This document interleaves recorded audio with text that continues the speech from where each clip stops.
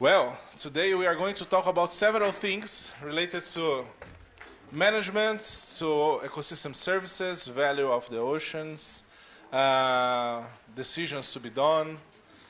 My friend Milton, in fact, he's a little bit guilty because I'm here, because he was in my in the committee of the selective process when I applied to be here in the university. So if something is... You are right. Yeah. If something was wrong, he is guilty, okay? So Milton is one of the beginners of the, not beginners, but one of the first people that discussed coastal management in Brazil. And he was responsible for bringing to Brazil the Trans-Sea Coast, which is a very important international scheme for capacity building. And well, he can talk better about his background, but he is the guy, okay? The coastal management guy.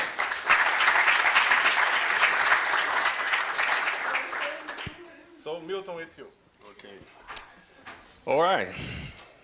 Good morning. They told me you love to have classes on Saturdays, is that right? Did you go to the Coco yesterday, or Foró, or Borogodó? It's okay.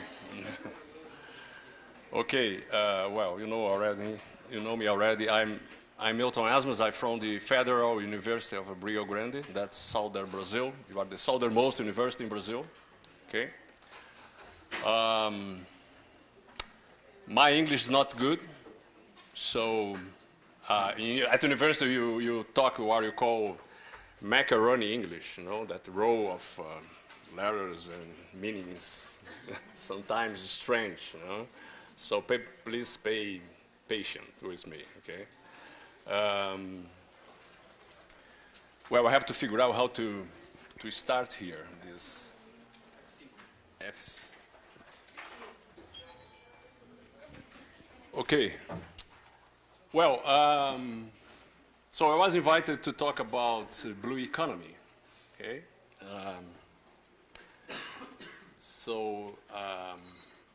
I asked my colleague at my university, which is, she's an environmental economist, and I asked her, because she was the person invited before, and hey, how about Blue Economy? How do you think about the economy? And she told me, well, you know, Blue Economy is, sometimes you don't see much economy on that. You see more conceptual aspects or policy aspects in Blue Economy. Oh, my goodness. So how an oceanographer like me are going to talk about Blue Economy? Huh? And she told me, well, because it's quite connected to planning and management. Okay, well, okay, I'm going to see that. And anyway, that intrigues me a lot, okay? So I went to some papers and well, literature about that. And first thing, I didn't see a clear, at first time, definition of Blue Economy. It's something that is coming to the discussion right now. So it's quite new, okay? So I thought, hey, how would I approach that in this conversation here? No? So I decided to begin from the beginning. Okay. All right. Well, start to think about what is Blue Economy? What that relation with the environmental discussion nowadays, and finally, what's economy in this context? Okay. So let's see. Oops. So that's basically the outline. They suggest me, you know, for our discussion here, which is. And by the way, don't wait me to ask you to make questions. Okay, just do that. Hand your hand and please stop me if you want, anytime, or if you don't understand something or my English. Okay. And that's basically the outline of some aspects of the discussion, some background, try to look for a definition, okay? Some principles, some criteria that you can apply for blue economy, which would be the components of that, or sectors of the economy. You can consider what sectors are growing, what's the possibility for growing, what's the expectation for that. And finally, a practical activity, which is be related. Well, that's after the coffee break. So today, to be more light, okay, since it's Saturday, I'm going to talk to you in the first part. In the second part, you are going to be involved in a practical activity. I'm gonna have the help of Victor. Victor is there, please, Victor. And because he's from here, and so he helped me a lot to identify some ecosystems here, some activities, economic activities in the São Paulo coastal zone. So you can use that for an activity, all right? Okay, so the beginning is this, okay? I told you, I try to start from the beginning. So, so what's that? I don't know, marine version of a Japanese flag, maybe. No, Japanese flag is much more beautiful than this. Huh? But I think to begin to think about this contest, it would be nice to start by that. And that's planet Earth. Okay? Let's consider that's planet Earth. And what's interesting on our planet is it functions based on three kinds of energy. No? It's only three kinds of energy, which they are transformed all the time. But the sources of energy for our planet are the internal heat, the sun, and gravity, right? You know, the internal of the planet is quite hot, no? It's about 6,000 Celsius degrees. It's quite hot, no? You know why? Well, because that's come from the beginning, from the explosion that started our planet, you know? It's still hot there. So the crust around the planet is a good greenhouse to controlling the temperature, okay, the crust. But also because there are some radioactivity in the planet, you know, so some radioactivity elements decay and release a lot of heat. It's like to have a nuclear plant at home, right? So it's keeping hot, okay? Well, sun takes about 9 minutes to come to Earth, right? All the energy from sun. And gravity. Gravity is something really amazing. You know, goes up and down. And I haven't pushed or pulled that, no? It's amazing. It's by itself, no? I'm not doing nothing. Earth is doing. I can imagine, I can measure, I can calculate, but I really cannot understand. No? It's a magic. It happens all the time. Okay. Well, you know, and the reason for this source of energy is quite interesting because it shapes the planet. So our planet has a peculiar shape due to those, to this three kinds of energy. Okay. Because it's so heat inside, you know, there is a cycle of melting material here. It's like water boiling in a pan, no? When it makes all the convection movements and going up due to the heat, less density, whatever. So all this melting material here goes up, and the pressure of this make mountains, make volcanoes activities, right? Also, this movement of the melting very hot material here makes the movement of plates, the plate geodynamic, you know, and when some plates hit each other, also make mountains, right? I've been so simple, but and okay, that's the effect of this internal heat, one of source of energy. But the other two sources, you call this the cycle of sediment cycle or rock cycle, okay? But the other two kinds of energy establish another interesting cycle, which is the cycle of the water. Oh, okay, you have water, which is amazing. A planet that has water makes all the difference. Because, you know, sun, because rain is sun energy, you know. Sun hits here, more there, less there, starts to have wind, evaporation, water up, water down, gravity. So the energy of sun makes this water cycle, and gravity makes, well, and sun and gravity makes rain. And so the rain going in this direction all the time. Remember, any drop of water eventually will go to the sun, to the ocean, okay? So that shaped it. So the internal heat makes these mountains, and the water cycle shapes the planet. In the end, well, that's our planet. It's something like this. There's an inclination, no? What is different, which varies in this contest, is illumination, humidity, pressure, if you are in the hills or in the deep sea, and temperature. That's all. That's ecology. Okay? That's ecology. And so what? Well, plants love that. They adapt to any kind of environment. They choose to live in places where they like illumination, humidity, pressure, and temperature. So plants love that. They occupy most of the areas they can. So they are very clever guys in terms of they use the environment very well. Okay. And well, there are some other groups that love plants. Animals.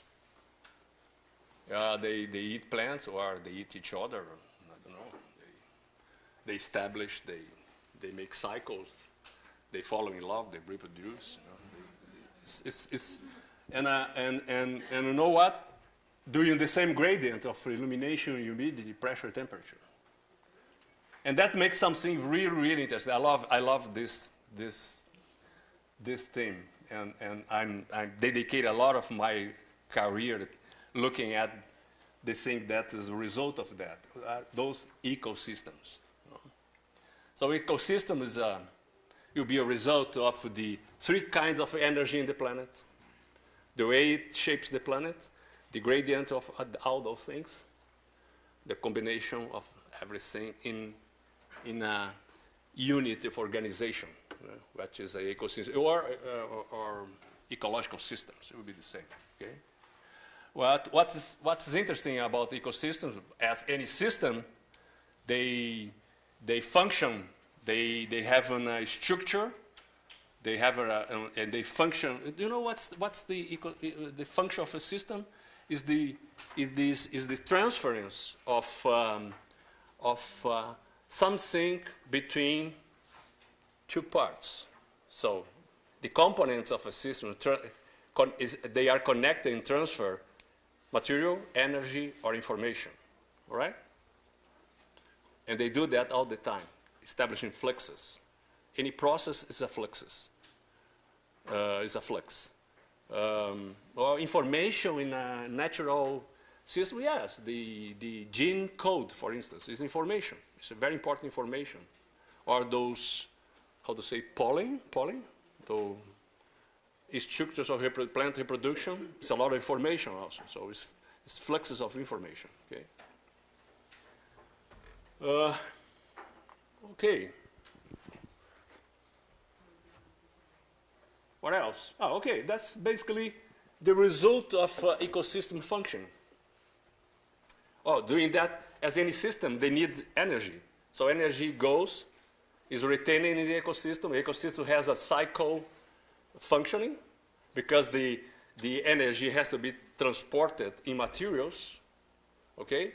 So you have to use again the materials, so you need cycles to keep energy going. And energy passes through the ecosystem, produces some products, interesting products, and part of that is lost as heat, and will never be used again functionally. So you are decreasing your amount of functioning energy in our universe, okay? So, and the result of this is some very nice products which are resources, so ecosystems are producing resources, space, and services. Or you can generally say they are producing services, ecosystem services, okay? In doing that, they lost heat. So that's what ecosystem does. Ecosystem do. Okay? When one ecosystem interact to another one, or the interaction among inside and outside ecosystem, that's what nature do all the time, no?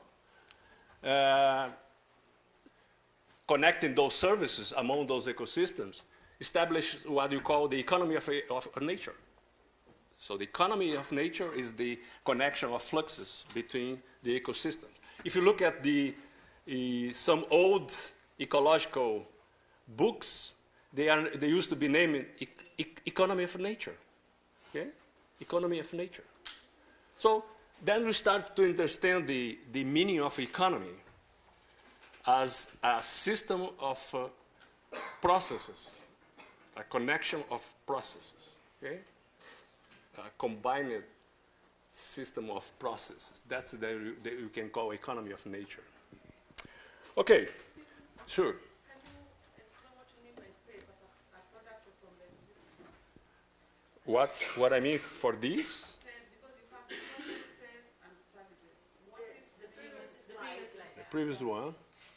This? Space. I mean, because the ecosystem provides space, no, for activities like, physical structures, like a coral reef that can provide space in terms of to other species come and establish and function, okay? Or like grassland that can be a space for other species to live. Something like that, okay? But does it belong to services? It's in my opinion, is the best way to understand supporting services. Space, because if you think about supporting services, which would be the service for the other services, you talk about formation of soil, things like that, okay? Which in other hands, in other way, will be the space, the physical space with some functioning for other activities, right? I think it's an easy way to understand the support service. Sometimes you get confused about support service, but when you think about the spatial aspect of that, I think it's easy, right? It's a way to go with that, right? Okay. So good? All right. So then came to the game a very, very dangerous species. In fact, a genera, Homo, the genera Homo. You had several species of this genera in our planet. The Homo sapiens is just the last one. You got Homo erectus, Homo neanderthalis.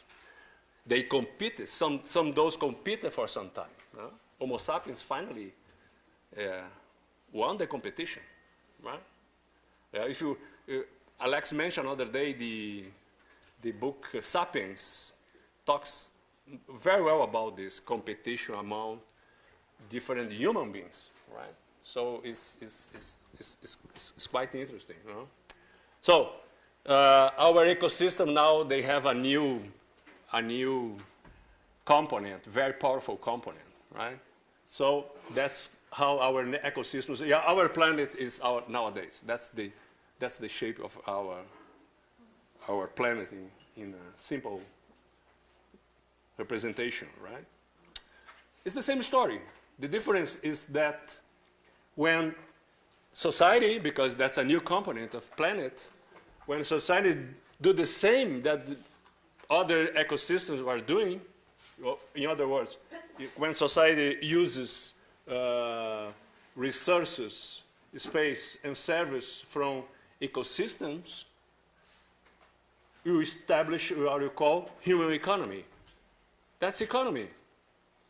Economy? How about the money? Isn't the economy the circulation of money? No, it's not. Economy is the human economy is the use of environmental resources, spaces, and services, or if you want, environmental services or ecosystem services, for some function, to collecting, transforming, selling, using in some way. But the fluxes of products from nature to society, the use of that establish the economy. Okay? Most of those services are free. Some are not. So when you have to pay for them, we establish a contra flux, which is the money flux. So that's the market. So market is part of the economy. It's not the economy itself. That means that the value, see those guys, they got a deer here, no?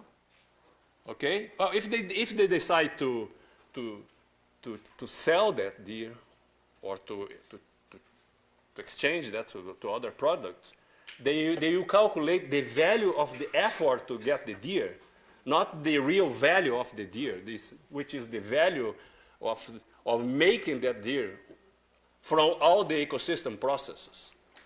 In other words, when you value ecosystem process using market value, you are underestimating the value, the real value of the ecosystem products. That's the big problem with ecological economics. They try to realize which would be the real value of the nature, but it's so difficult. Well, what to be the values of the systems, the services? It's also very, very difficult. So marketing values always underestimate real values of products, spaces, and services. Okay? Well, then we're starting to think about economy. Okay? Can I go? All right. Oops.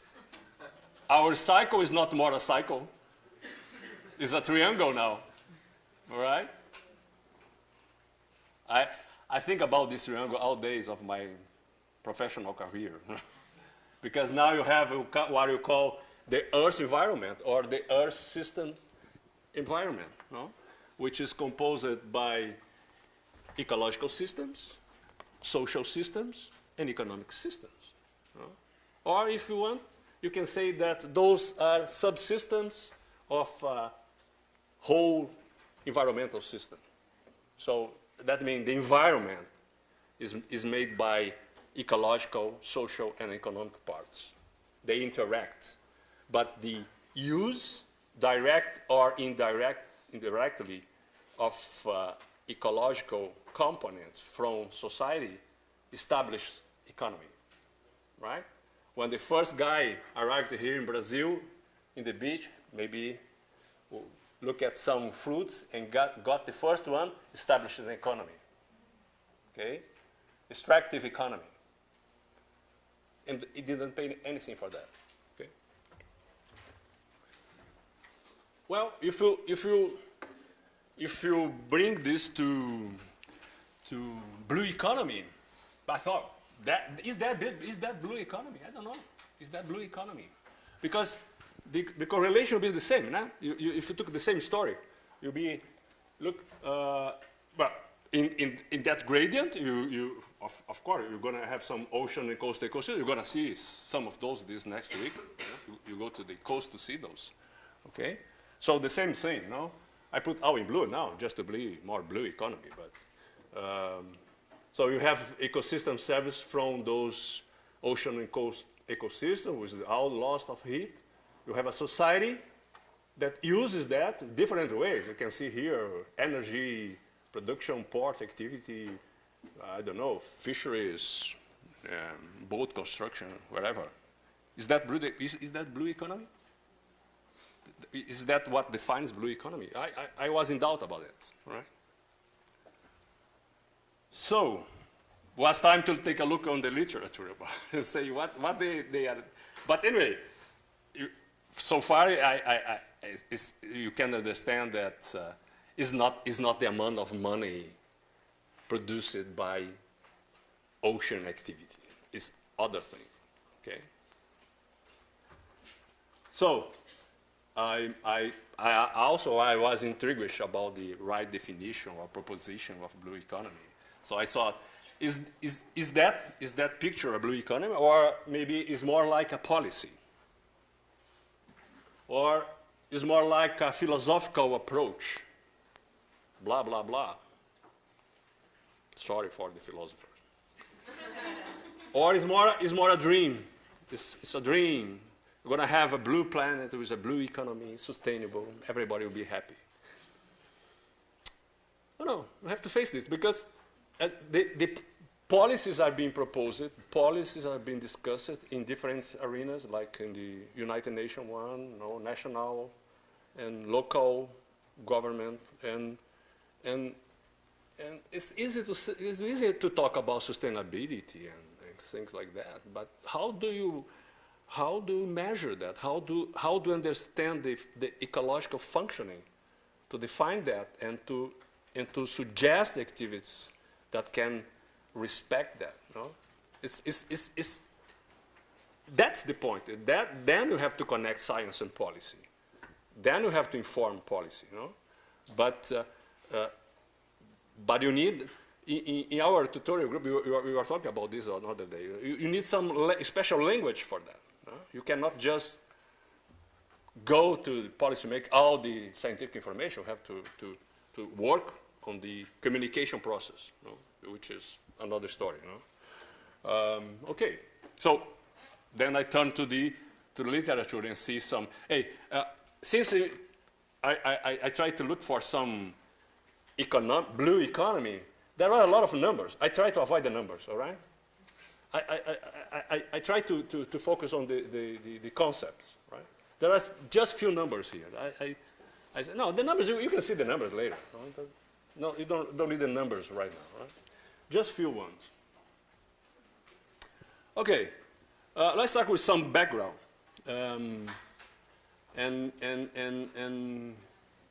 So the story of a blue economy starts with the number of factors driving the world population toward deeper dependence of sea. You know? There is an increasing of use of sea and dependence from the sea. You know? And that has to do several things, but you can highlight population growth. You know, a lot of people are trying to live close to the sea. Less than 100 kilometers from the sea, there's a huge population. There is no enough reason for that. You know? There is a lot of discussion about it. What's the reason to live in a crowded area close to the sea, just to feel I'm close to the sea? I like to be close to the sea, but it's hard to understand a real practical reason for that. Okay, in terms of well-being, for instance. Okay? Urbanization, which is a reflect of that. You know? So more and more urbanized. Most of the biggest cities in the world are in front of the sea, right? Trade, well, trade's okay. Trade is a reason for that. You know? And 90% of the world trade is using maritime transportation. So it's a good enough reason for that. In technology, for sure.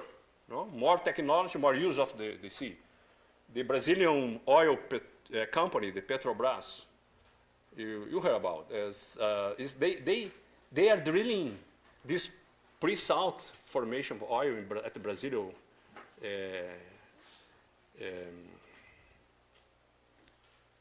economically exclusive zone. They are drilling about 3,000 meters in the sediments, after a water column of another 3,000 meters. I mean, 6K depths, including water and sediments in open seas, you know? And we have to do that in a platform, a stable platform at the surface. It's a huge technology for doing that, you know? But the guys are doing, they are doing it right now. In front of São Paulo, they are doing that. You know? So the development of technology is being tremendous. So of course that allowed us to go to the sea in several aspects. You know?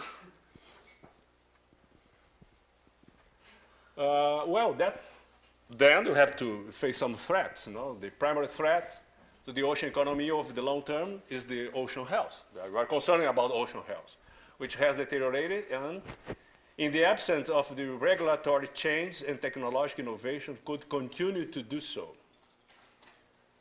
Four primary factors affecting its health are climate change. Well, you heard a lot about climate change. You believe in climate change, right?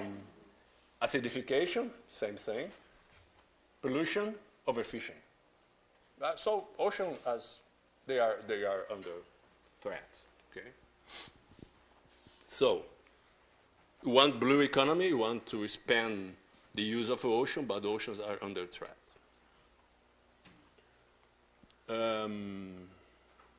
But globally, economic relationship with the ocean are evolving, are getting more and more activities in the ocean. Current of settings for international commerce and transport, a significant source of food, energy. The ocean's contribution to countries are already important. There are some numbers. I mentioned just a few numbers I will use.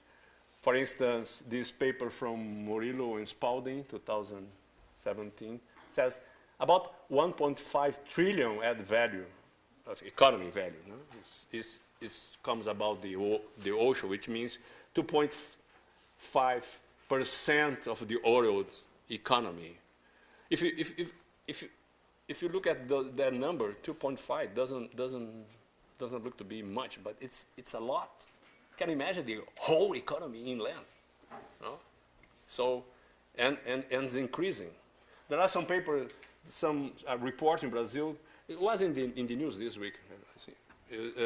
Says that GDP in Brazil, 19% comes from ocean activities. I think it's a little big, but anyway, it tends to be this level, right? So ocean for food, ocean for energy, ocean for transportation, ocean for mineral, ocean for water, ocean for leisure, ocean for health. A lot of uses. No? So it's increasing and increasing.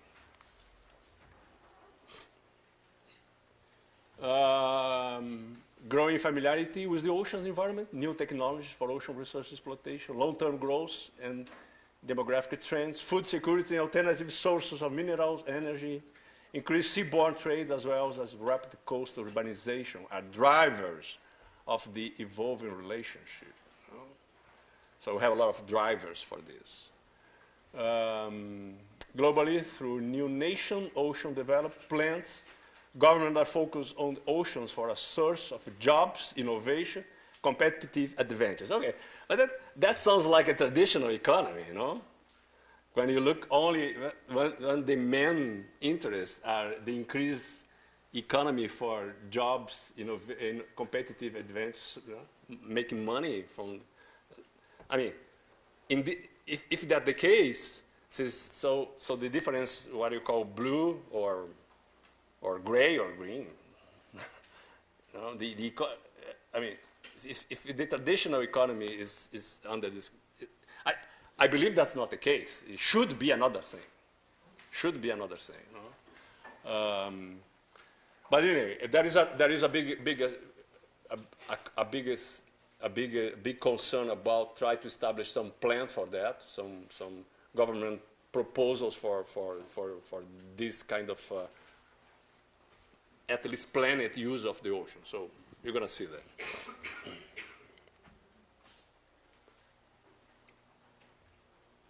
So this gateway trend of expansion and acceleration of human activity in and around the ocean, it says what we call now the industrialization of the oceans.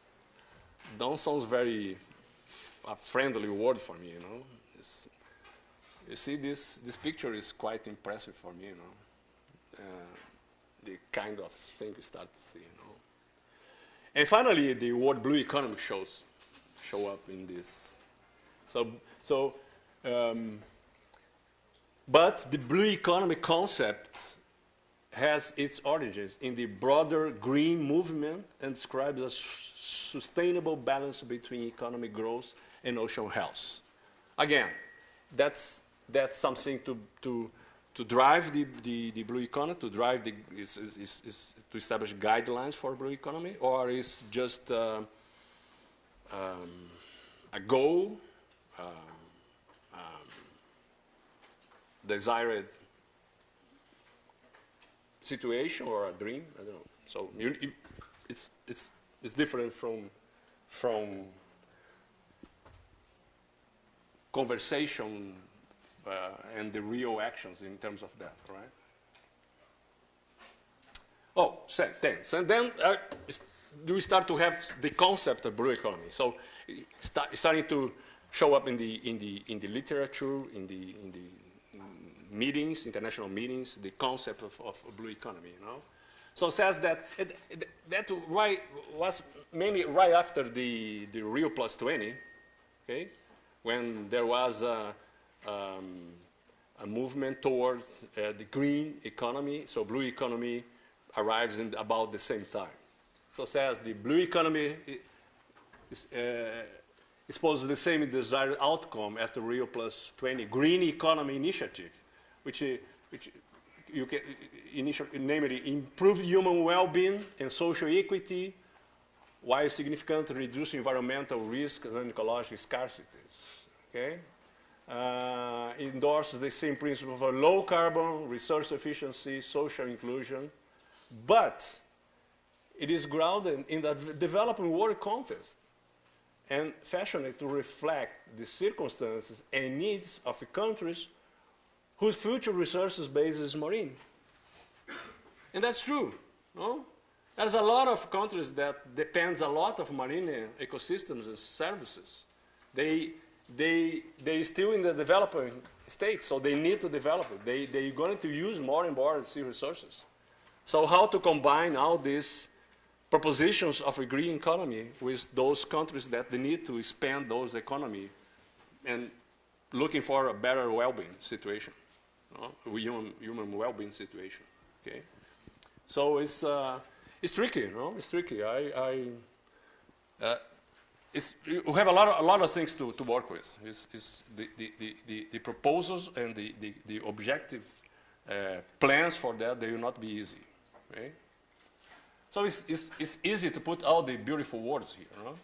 Equity, low carbon. The problem is to apply that, to enforce that.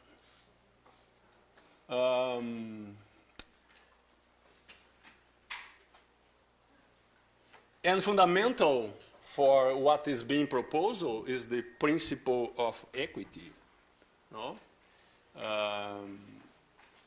So this principle says that ensuring that developing countries optimize the benefit received from development of their marine environments, different uses, promote national equity, include gender equality, and particular the generation of inclusive growth and decent jobs for all, have their concerns and interests properly reflected in the development of sea by all national jurisdictions, another thing, including the refinement of international governance mechanisms and their concerns as states proximate to seabed development. You see, it's centralized, has a lot of things to do with the principle of equity. But again, it sounds a little dream, no? You know, can you see this picture? I know it's too small here, but I like that. You can have an interesting comparison between what you call equality, when all have the same, and equity, when all have the same opportunity. No, it's a little different. Okay, the principle is okay, it's perfect, no? But it's really difficult to ensure that in the economic development. So,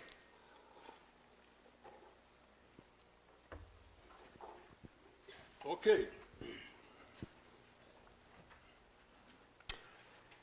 Then comes the concept. You're going to see that starting to repeat some stuff, no? So you go to the general idea, the concept, but I don't see any definition so far. Okay? So the concept is you should consider marine-based economic development leading to improve well-being and social equity again. I stopped to read that. Right? Reframing the ocean as development space subject to spatial planning. I think that's important. That's not only policy, no? So means if you want to have blue economy, the sustainable use, you need some tools for planning. What kind of tools for planning you have now for coastal or ocean economy? You have marine spatial planning, which in a new concept of ecosystem-based management. Well, I think that's the difference of this marine spatial planning concept. And you have ecological economic zoning in coastal areas, right? Basically, those are the main tools to plan the economic use or to plan blue economy. The level of participation on this will be important. Okay? It doesn't solve all the problems because we still need to use the environmental impact assessment, and you also have to use the environmental permits, okay, to establish some economic aspect, right? But in other words, it doesn't change much what we have been doing so far. Okay? It doesn't change much. I mean, it's you try to include some new concepts, but you don't see so far a new practical tool to apply that, to improve that, right? So it's something to be more developed. So you're still using the same tools. Of course, the integrated plans for management that can use. So there is a concern. There are some good ideas, but you still need better tools to improve that, to really develop that. Okay.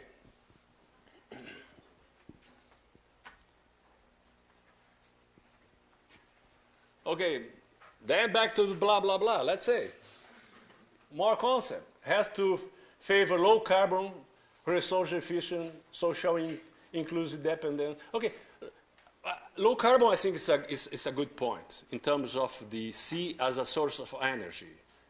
You have something here, right?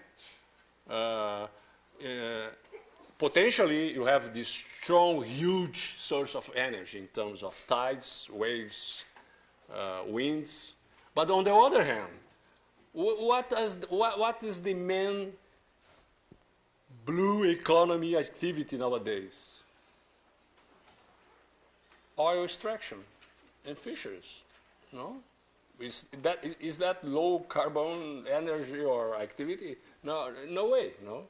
So anyway, it's something that's something that you can work with and adjust in terms of the general picture of the use of the ocean. Again, the concept says that you have used the ocean, prioritize equity, okay? You should decoupling socio-economic development from environmental degradation. Give me a break. I mean, there will be some problems. So, I mean, how can you decouple? You can manage this. You can alleviate that. You can mitigate. You can adjust using planning, using the right activity in the right place. No, set the guidelines for how we're going to use, but that would be very difficult. No? And finally, improving relevant international law and governance management. That's another thing. That's yes.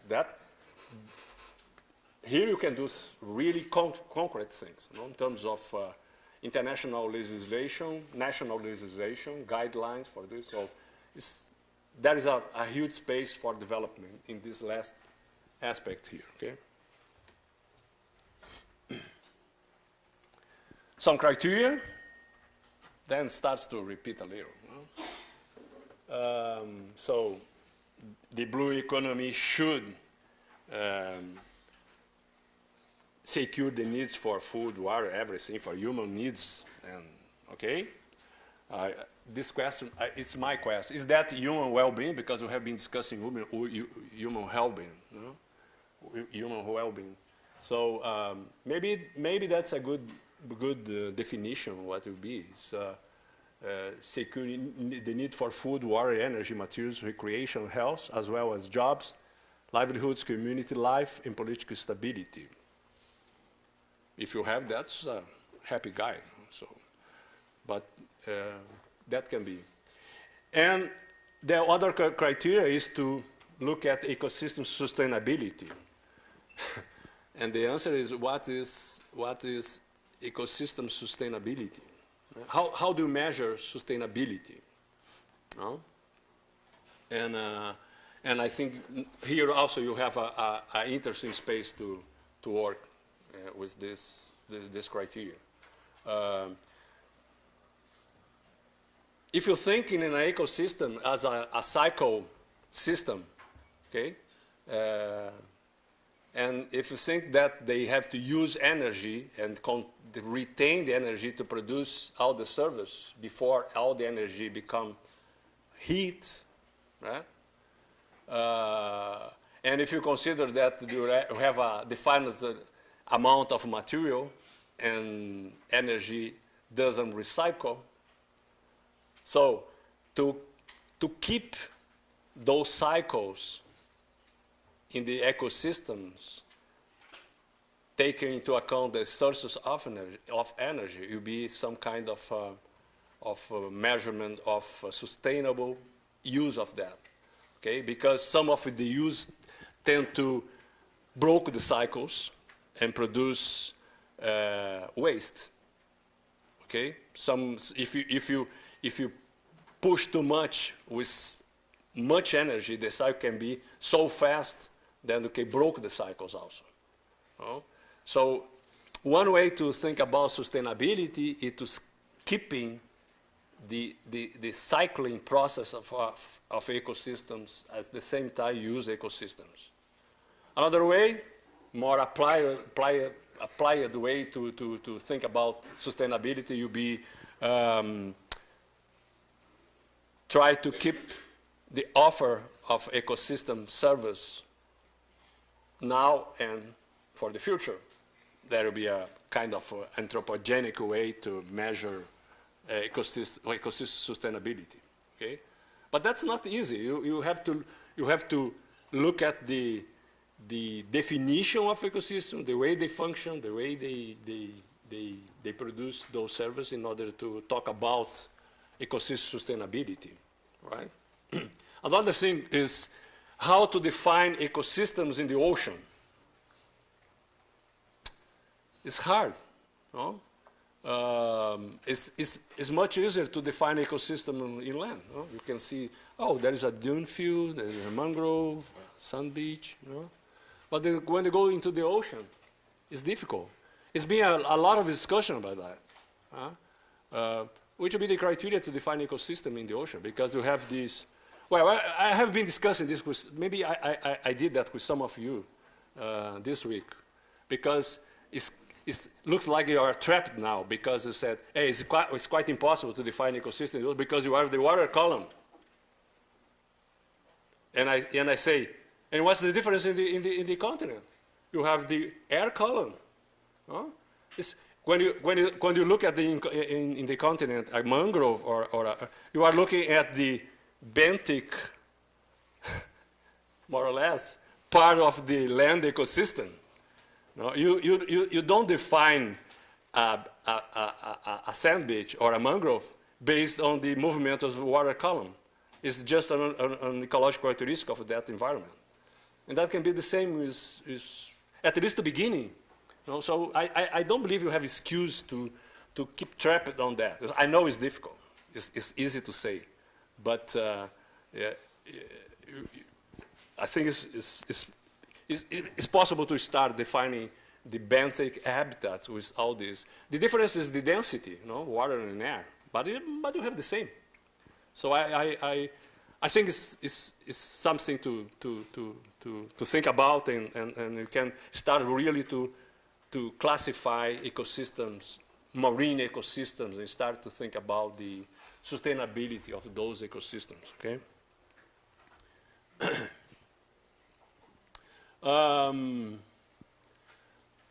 Well, another criterion is systems approach. What I think is absolutely necessary. You know? In fact, when I start to talk here today, I was using a systems approach, considering the globe as a system, the ecosystems, the system process of.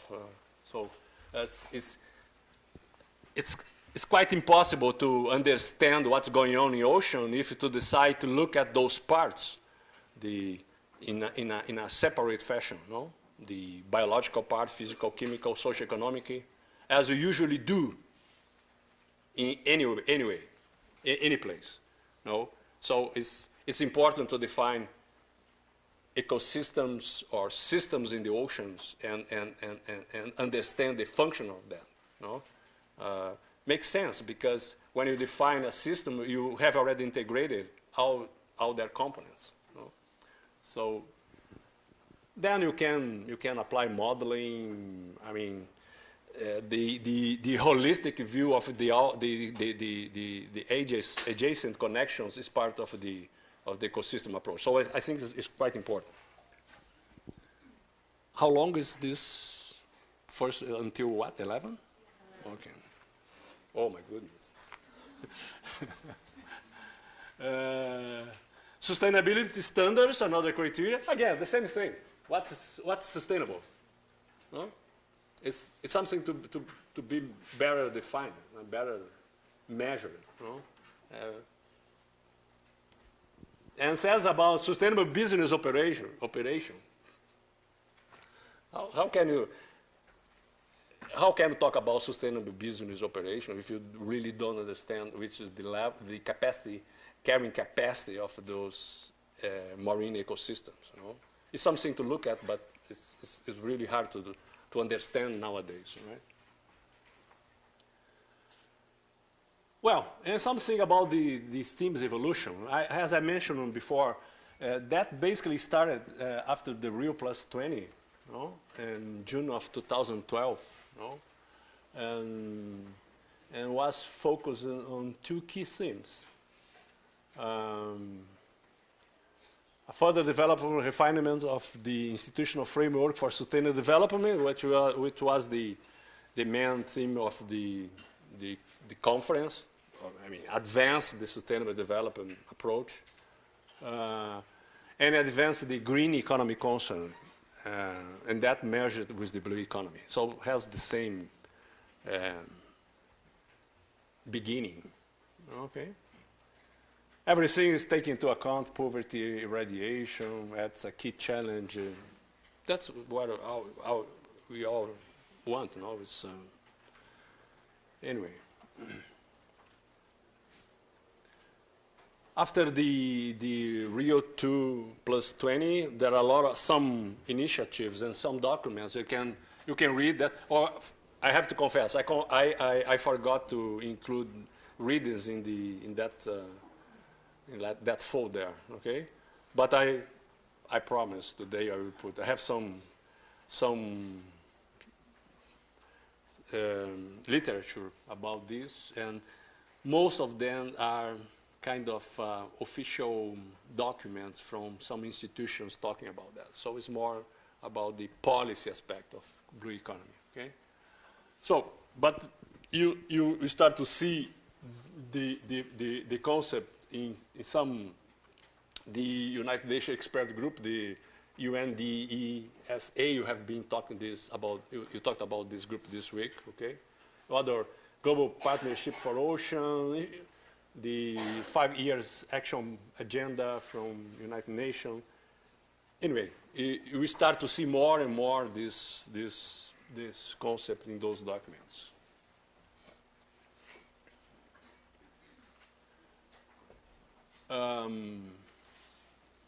It's about the same. I will skip this. But that's important. The beginning of this concept is more or less together with a huge concern with the SIDS, the small island development states. Okay, and it's easy to understand that. So it's quite in the Rio Plus 20. It emerged in the same section when they were discussing the situation of the small island development state. Okay, you know, there is a specific program in the UN for those states. The last big conference, I guess, was in Mauritius, right, Krishna? And those states are states that are facing problems, global change, but they are tremendously dependent on sea economy, including fisheries, tourism, whatever. You know? So the situation is quite important for those. Oh, that picture is too small. You can't see but you have nowadays. It says here 58 countries there. You don't have to be really an island. You can be a coastal state with some characteristics, like Belize in Central America.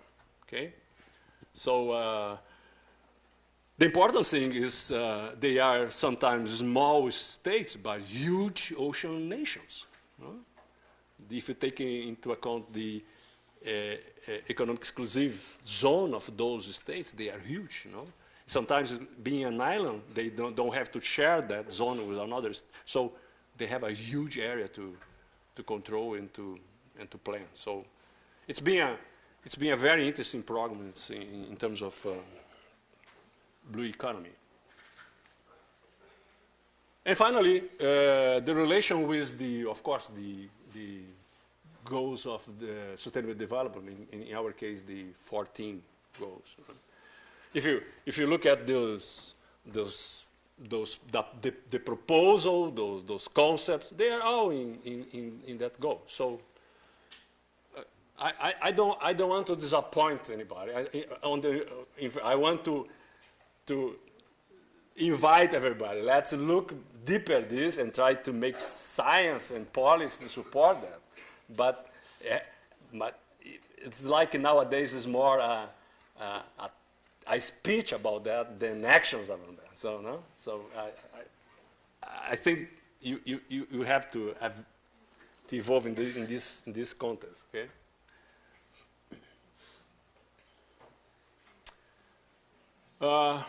There are some principles of Blue Economy. They are in literature. Okay.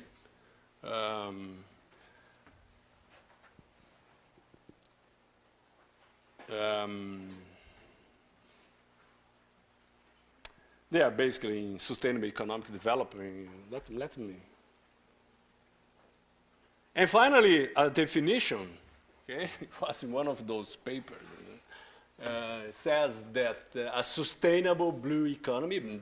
Well, now they are talking about sustainable blue, not only blue economy. A sustainable blue economy provides social and economic benefit for current and future generations, restores, protect, and maintain diversity, productivity, resilience, core function, and intrinsic value of marine ecosystems, is based on clean technology, renewable energy, and circular material flows. That's a definition. Part of that sounds like a dream, part sounds like a good opportunity. But for me, which is important is the concept of circular material flows. That means a good understanding of the systems approach of the ecosystems that give the support for the, produces all the material, spaces, and services that can support blue economy, okay? So it's a mix of subjects, some more conceptual, some more practical, right? This is a paper, that will be for you in the, I found very interesting, you know, because that's the case. Making sure the blue economy is green. Is blue economy green economy? I don't know. No? Can be, cannot be. So, and that's a paper from Golden and others. It's in Nature, Ecology, and Evolution. That's the reference. It's very short, but it's very interesting. No? It's the way maybe you should take into consideration this proposition of blue economy. You know? A concern about, is that green, or is only a gray economy in the blue sea?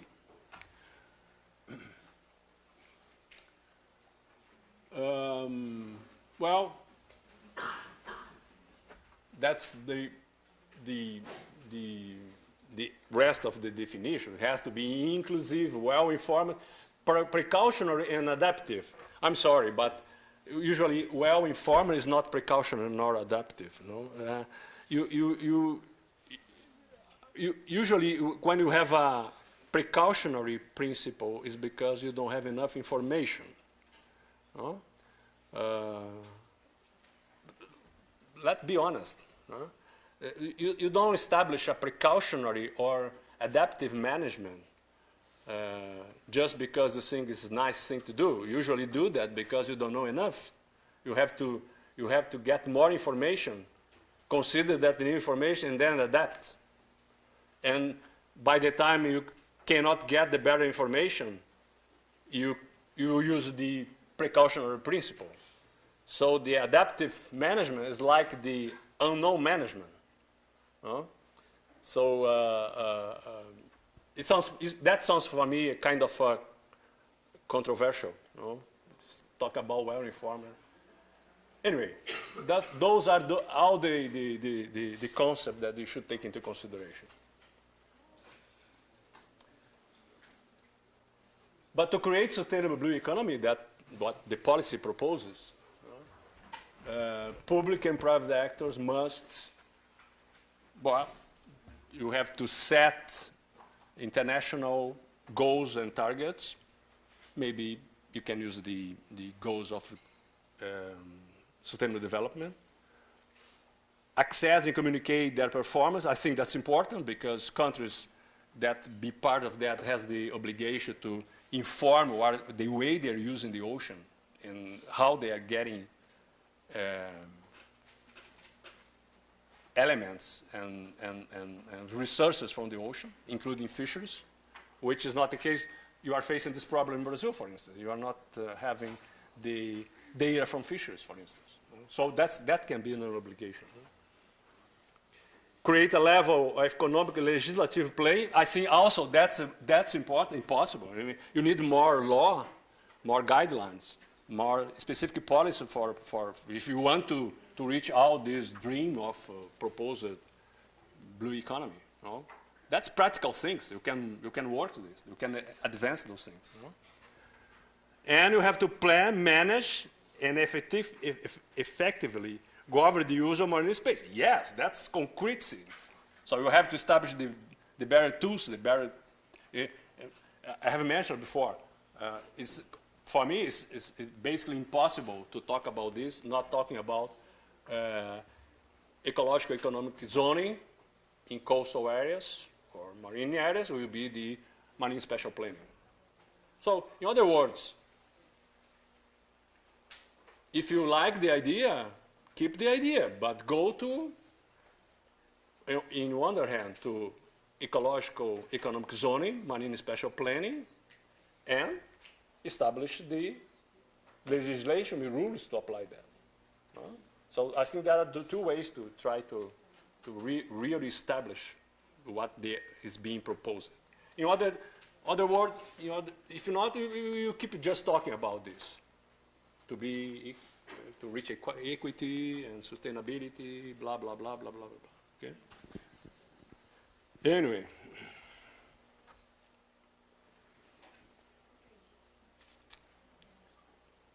Public and private actors must, well, you have to talk about, apply some guidelines for best practice. I think that's important. Recognize that marine and land-based economies are interlinked. That's super important, especially when you think about activities like oil production. When you think about oil and gas production in the ocean, if you look at the impact of that in the ocean, the impact of that in the coastal, that gives support for the activity is much bigger in the coast. No? So this interlink of coastal and oceanic activities is quite important. Cooperation, wherever. Well, that's one quick list from World Bank 2017, some of the big, important, what they call blue economy activities, like type of activity, harvest for living resource, extracting of non-living resources, generation of new resources. You can see some of the ocean service, seafood, marine, biotechnology, minerals, energy, fresh water, is some industry that are connected to that. And some drivers of growth for that, food security, demand for minerals, demand for fresh water, growth of global tourism, etc., etc., etc. There you can check this later, okay? Some traditional blue economy sectors, coastal tourism, offshore oil and gas, coastal protection, biotechnology, desalinization, aquatic production, marine mining, whatever. Some of those you try to see at the coast here during the field trip. Okay.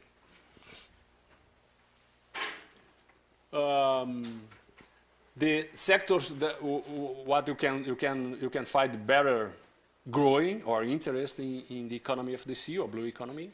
Okay. Inland waterways, blue energy with different kinds of ocean energy, aquaculture, marine coastal and cruise tourism, marine mineral resources, and now you can see the activities associated to that. Okay. I still have 20 minutes, so I would like to show you some. Well, those I'm gonna leave this to you. You can take a look later. Okay. Those are some. I'd say propaganda or material, those flyers from the European Commission about what they call blue economy.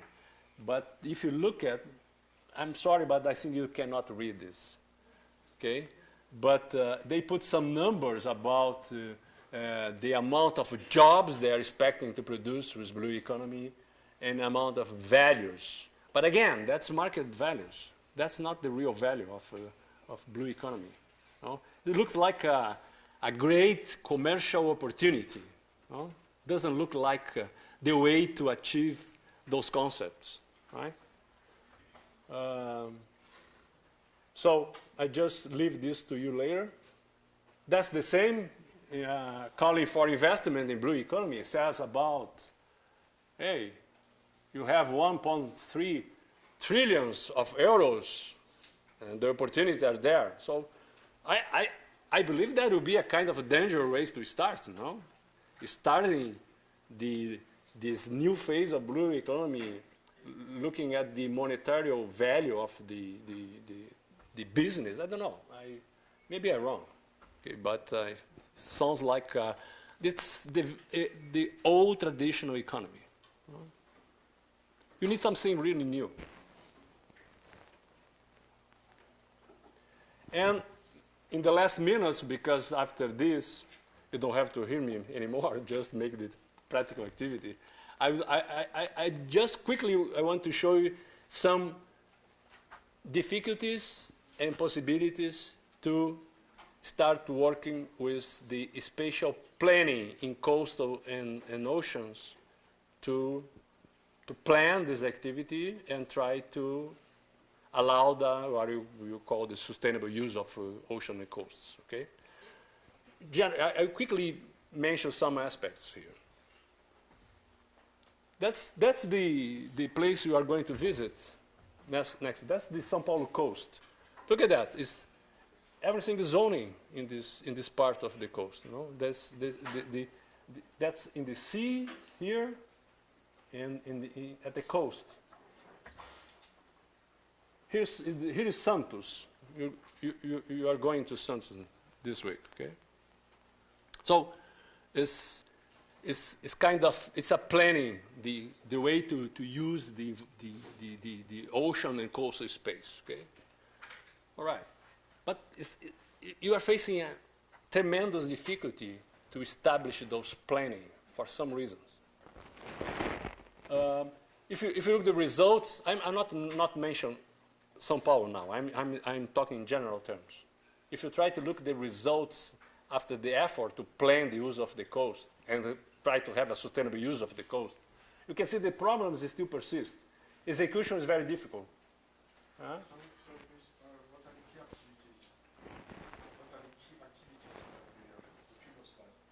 Previous one?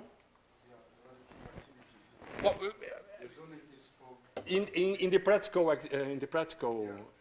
activity, you're going to see that. You're going to mention the most ones. Okay, we're going to show a picture of all the. But it will be port activity, tourism, all the industrial activities, all the activities are. But you are going to show in more details. Okay, after the break.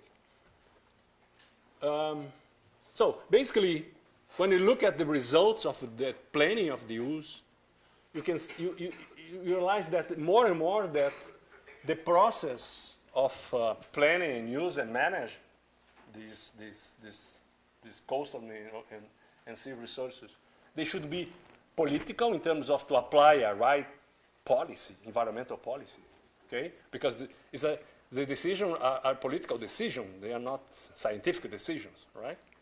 Should be political, participatory, and technical. I mean, well-informed. But usually they are bureaucratic and legalistic. Okay, just use the legislation in a way that doesn't see the whole picture. Should be integrated, but usually it's focused on sectors of the economy, right? So, most of the world are proposing ecosystem-based management in order to integrate those aspects. So I put some initiatives that are being talking about ecosystem-based management, including our course here. Okay, you have books, you have meetings, you have programs, marine spatial planning, whatever. Okay, I go first now. Okay. So basically, ecosystem-based management uses the same criteria we're starting to talk this morning, right? Uses the idea of you have to manage a system. A system can be usually is a unit with some components, sources of energy, functions in cycles, and lose heat and produce some products, like my computer, right? Has component, uses source of energy, produce information, produce a lot of music, right? But like an ecosystem, like this sand beach, has an ecological component, economic, social functions, has sources of energy, you know everything now about this, and produces services in other things. Waste also, okay? So the principle is there. That's the basis for ecosystem-based management. Okay. You know ecosystems are important. You know why? They are the life support system. They provide ecosystem services. You know, ecosystem services, they are classified in provisioning services, regulatory service, support service. I suggest consider the space aspect of that, as I mentioned. And cultural service, because you like beautiful places, you go for tourism, and you guys like to relax. You know? Historical values, religious values. You know? And what do you want from ecosystem-based management? Well, basically, you want to preserve the ecosystem services, which is kind of anthropogenic, but most of the environmental management has an anthropogenic tendency. Okay, you look for human well-being, but also you should provide the preserving of ecological functions, because the ecological service. Remember the first slide. The first is not only for men and women; it's for nature also. So, if your interest is preservation, conservation, so you not necessarily look at the ecosystem service, but at the ecosystem functions, right? So in doing that, maybe you can secure advantages for nature and society, and that's what we want from ecosystem-based management. But in general, you have this information, the system information to start to make those plans. No, you don't have that. Huh? Usually you have a considerable but incomplete knowledge of various components and processes of marine and coastal environments, but in a non-integrated or ecosystemic way. That usually our environmental policy in different countries, they do the same. They ask you to produce, first, physical aspects of the system. Second, biological aspect. Third, socio-economic. And then say, now integrate. You don't integrate. You don't integrate. Because they are producing different. But the other way is to look at the ecosystem and say, hey, that's an ecosystem. I perceive this. And try to describe the physical, biological, and components of this system. It's a completely different view. No? That can allow you to really understand the basis for ecosystem-based management. Okay? So, and you are putting a lot of time and money trying to produce this sectoral information, piles of information. Now, when you try to use for planning and management, sometimes you don't get anything. So let's try to check. Basically, that's what happened. You produce physical components, biological, socio-economic. Try to integrate as management units for planning is very difficult. Okay. Of course, that's only part of the process. You would need another week of courses to go through, besides all the ecosystem base, the governance basis. You know? Let's make simple. Governance can be understood as the condition for management in this case. Okay? And that condition is given by government and by society, and by law, and by money, and by resources. So that makes the systems of governance. But it's all I can talk about this because there's no way, right? Anyway, you are proposing here, in my university, you are proposing this kind of, you call the roadmap for ecosystem-based management. It's simple. It's very simple. In fact, I have just published a paper. I'm going to show you. It's called Simple to be Useful. That's the name of the paper. Okay? So there is two phases of ecosystem-based management, information basis and governance. So we are proposing 6 steps. One is called identify ecosystem as management units. So you go there and you identify ecosystem. You don't have to measure the soil of mangrove, the leaves of the mangrove, and realize, you are in a mangrove. No, you perceive mangrove, and you start to describe the things, take into account as part of an organized system. So, but you have been doing this for decades. Okay?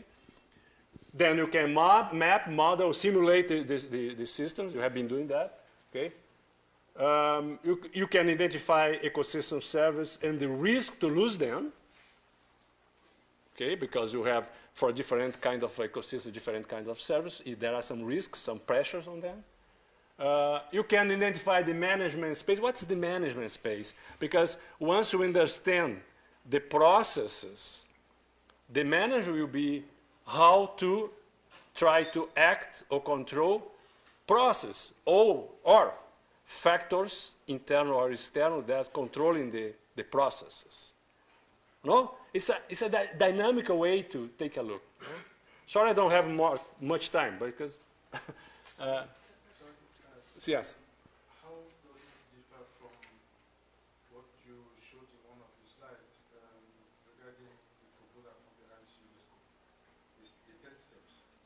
Because you are proposing 6 steps. Oh, yeah. And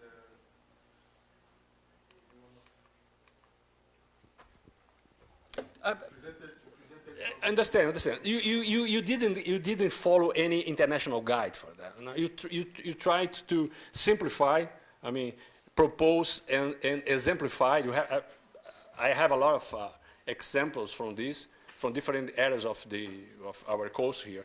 When you try to apply this, so you didn't really follow any of those international guides. The reason was to be pragmatic, systemic, and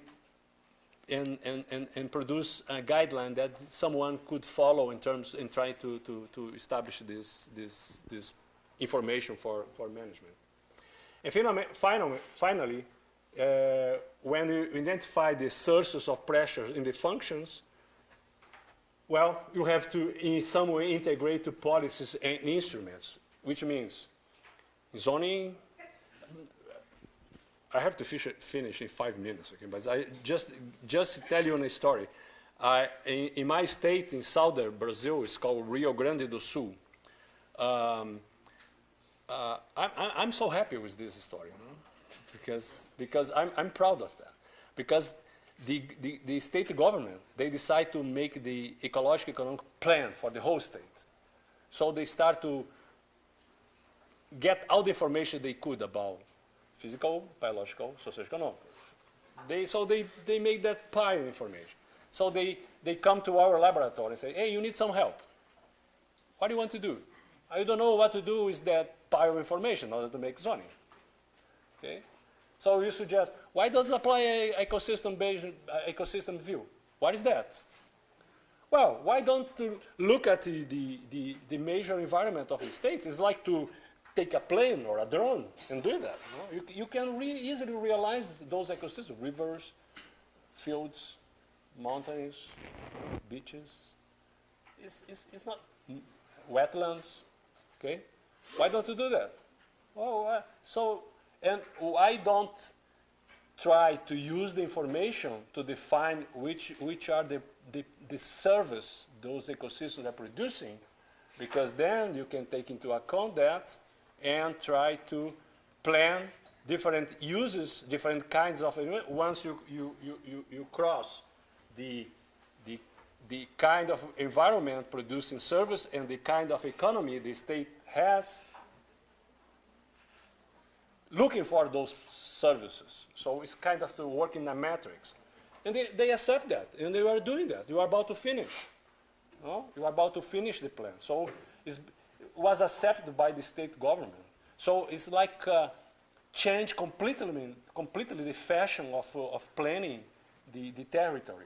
Okay? So I was happy, because it's like you stop to talk to the students about things and really see the application of your ideas in a public policy in government planning, right? So I think that can be a very interesting thing to do. Anyway, for those that can read in Portuguese, this paper is simple to be usable. In fact, it's in Portuguese. But and anyway, I will put there. They tell me don't put anything in Portuguese because it has to be in English. But I'm going to do that. At least you can read the abstract. But for those that cannot read, you have a summary of this proposal in another paper by myself and Marinês Scherer from University of Santa Catarina, which is in Journal of Coastal Research. So it's possible to take a look on that, right? Yes, I'm finished now. I'm telling the truth. 2 minutes? All right. Okay, I think I stop here. I have to. And so just a short comment about our activity. So you all know about ecosystem service. You know the concept. You know this classification. What I'm going to do, you are going to show you, before you go to the coast, you are going to show you a list of the main ecosystems in São Paulo coast here in this area. Some of the big activities, maybe not so blue economy, port activity, industrial, things like that, and ask you to pick up, yes, I don't know, I'm forgetting the pick two of those, choose two of the two ecosystems, whatever you want, and try to describe the ecosystem service in a general way, and then we're going to cross with that activity and see if you can elaborate some kind of problems or impacts in those ecosystem service from the ecosystem from this coast.